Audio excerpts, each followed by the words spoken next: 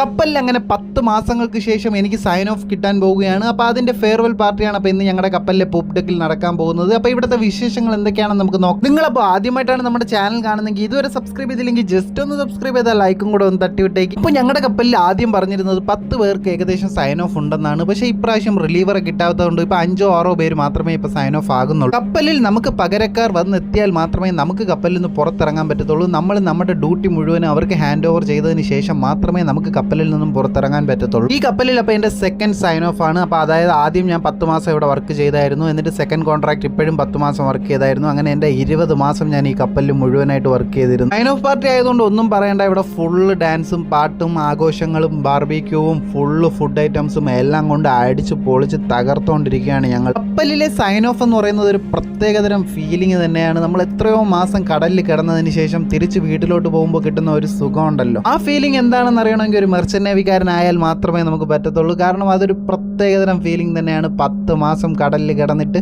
നമ്മൾ തിരിച്ച് നാട്ടിലോട്ട് പോകുമ്പോൾ കിട്ടുന്ന ഒരു സന്തോഷം. ജോലിയിൽ ഏറ്റവും സങ്കടകരമായ ഒരു കാര്യമാണ് ഈ സൈൻ ഓഫ് എന്ന് പറഞ്ഞിട്ട് ആ സൈൻ ഓഫ് ക്യാൻസൽ ആകുമ്പോൾ ഉള്ള ഒരു ഫീൽ എന്ന് പറയുന്നത്.